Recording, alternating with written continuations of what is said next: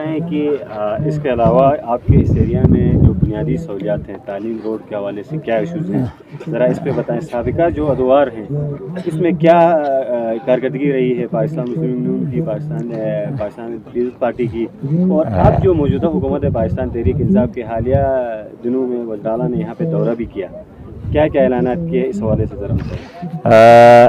سب سے پہلے میں یہ بتاؤں کہ 1973 میں جو ہے نا پیپل پارٹی کے شہید ملت ذوالفقار علی بھٹو کا یہاں دورہ ہوا. اس وقت ہم چھوٹے چھوٹے بچے تھے, تو اس وقت یہاں آ کر واحد پاکستان کا واحد پرائم منسٹر ہے جس نے اس پسماندہ علاقے کا دورہ کیا, اور اس پسماندگی کو دیکھ کر جو یہاں پہ ہم غلامی میں پسے ہوئے تھے, غلامی میں تھے, اس غلامی سے اس نے آزاد کیا. آزاد کرنے کے بعد یہاں گندم کی سبسڈی دیا.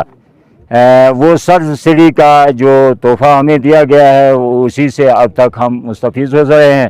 تو جب کابینہ میں جا کے کہا کہ بھائی میں نے وہاں کے اس علاقے کی غربت اور پسماندگی کو دیکھ کر میں نے یہاں گندم کی سبسڈی دیا ہے.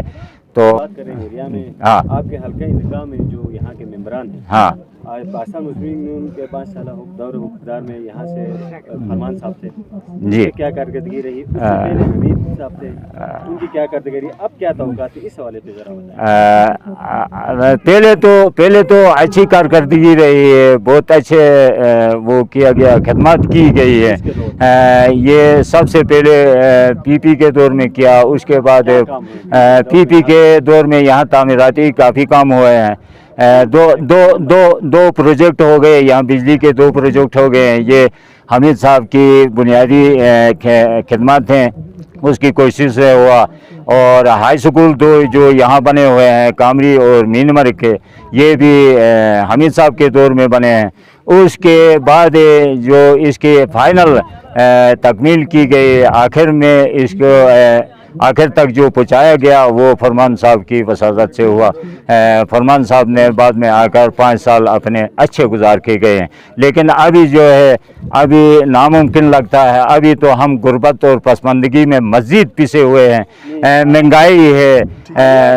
حالیہ دور میں بات یہ ہے کہ 1 پیسے کی بھی امیدیں نہیں ہے, 1 پیسے کی بھی امید نہیں ہے کہ کیونکہ یہاں کچھ ہوگا.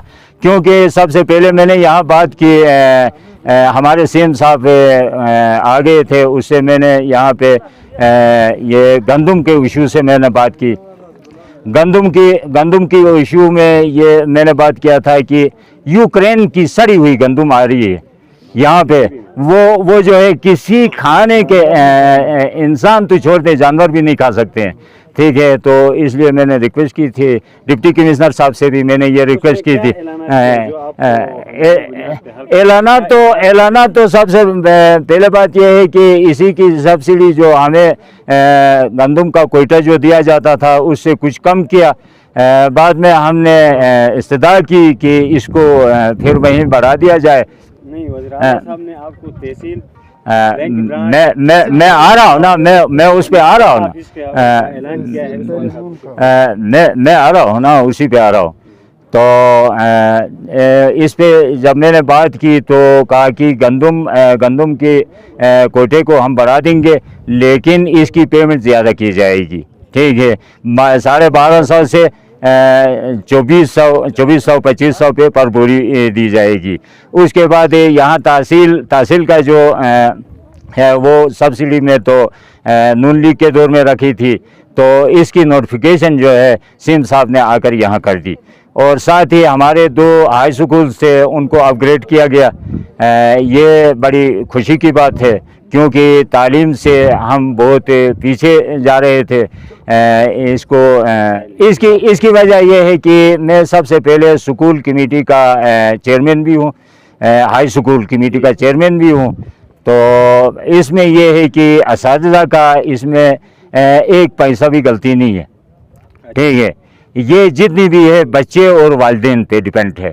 میں نے خود جا کر کہا ہے گاؤں میں, باقی راستے میں بھی جو مجھ سے ملے ہیں, کیونکہ اساتذہ کے پاس میں آتا ہی رہتا ہوں, تو یہاں آ کر میں نے ان سے پوچھا. سٹاف نہیں ہے, سٹاف پورا نہیں ہے. سے مختصر سے اساتذہ ہیں وہ تو اپنی ڈیوٹی سر انجام دے رہے ہیں، ٹھیک ہے۔ اس دفعہ تو 9th کی بھی کلاسیں ہائی اسکول کا کوئی 6-7 ایک ہے یہاں پہ، تو کم از کم 9 ہے ٹوٹل۔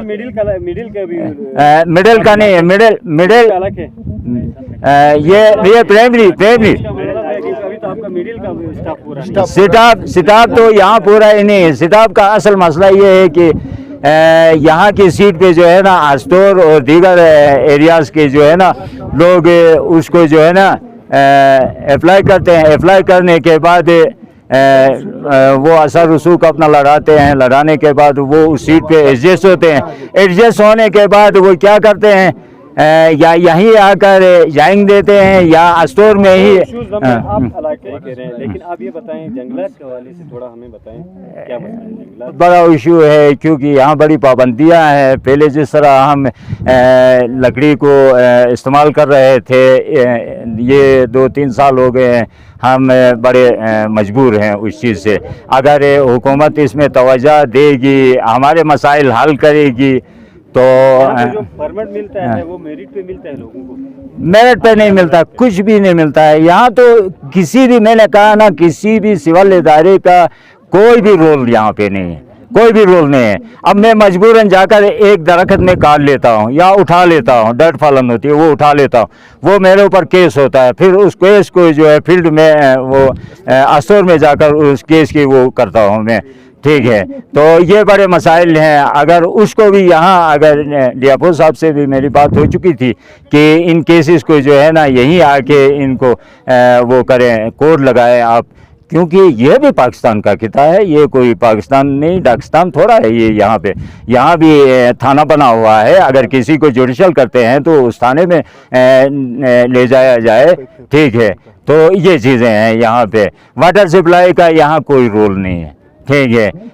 نیکسٹ سال یہاں پہ سکیم دی گئی تھی، ناقص مٹیریل استعمال کیا گیا، جس کی وجہ یہ 1 2 3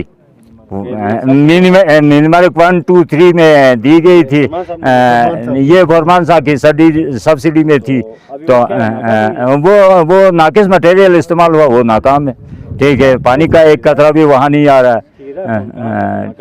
ٹھیکدار یہاں کا لوکل ہے، کامری کا ہے، محمد اسماعیل نام ہے اس کا، تو لیکن ٹھیکدار کیا کرے؟ جو آپ کے ادھر انتظامیہ آئی تھی، ایشوز پہ ایڈریس کیا، اس میں کون کون سے مسائل حل ہوئے؟ ایک بھی نہیں ہوا، ایک بھی نہیں ہوا۔ سب کی ہم نے بات کی تھی لیکن ایک بھی نہیں ہوا ہے۔ یہ چیزیں ہیں، شکریہ۔ Thank you.